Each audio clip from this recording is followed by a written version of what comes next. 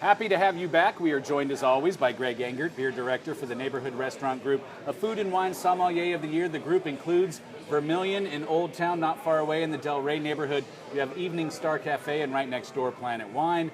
Greg, it is always good to see you. See you too. What do we have on tap this week? This week Intriguing. we have, this is a beer that we make right here at Bluejacket. It is called The Jam, and actually this is the second time we've made it. We made it for the first time back last summer, and now we have it again because we like it so much. It is a sour wheat ale based loosely on the Berliner Weiss style. We make it with strawberries and thus the pinkish hue, and some local rhubarb as well.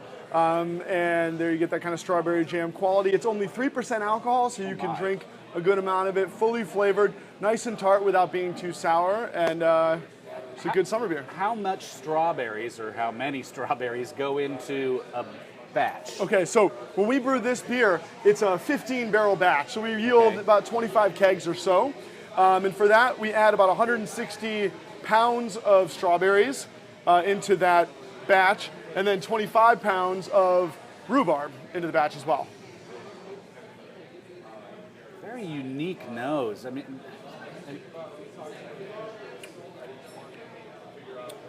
it's got a lot of strawberry quality, but the acid is nicely balanced. It's not too sour. And the rhubarb actually brings in its own kind of acidic qualities as well. I can't identify the start, but the finish, you get strawberries, which is cool because it's cool. It kind of goes through, absolutely. Yeah, and there's a little bit of like a crisp wheat, grainy quality there as well. And I should mention too that the rhubarb we get locally is grown by our Center for Sustainable Food and Agriculture called Arcadia at the Woodlawn Estate right near Alexandria, Virginia. So that's why we brew it when we do, because we like to use seasonal ingredients and local when we can. So this only comes out once a year when we can get our hands on those ingredients. Now, of course, people can't see this on the radio, but it's not quite like pink lemonade. It's like a dark pink lemonade. Yeah.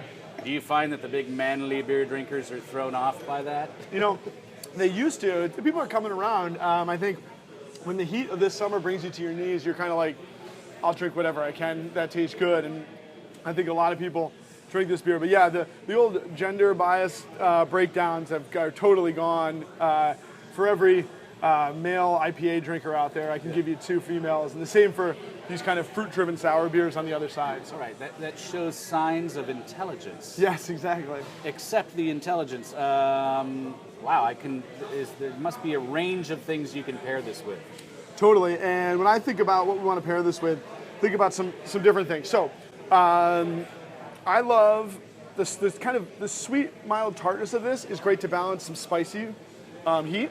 Strawberries and jalapenos go well, so I think of a lot of great Mexican food is actually great with this. So really fresh salsa, cilantro for that kind of herbal rhubarb quality, tomatoes and the sweet tartness of the strawberry, excellent together. You can also do fresh guacamole, nachos, enchiladas. Those are all going to be great. And then just other things that strawberries go great with spinach, so some fresh spinach is excellent. Maybe a little pork tenderloin on the side as well. All right, wow, very refreshing. Give it a try when you get down here to Bluejacket, which you should really try, especially if you get down to a Nats game. You have no excuse not to stop here, and the place is just exploding. I'm looking out the windows here. Yeah. Every month I come down, it's completely different. So, Greg, thank you as always. Thank you. Everyone, always please do drink responsibly, and be sure to bring your thirst next time for another Beer of the Week.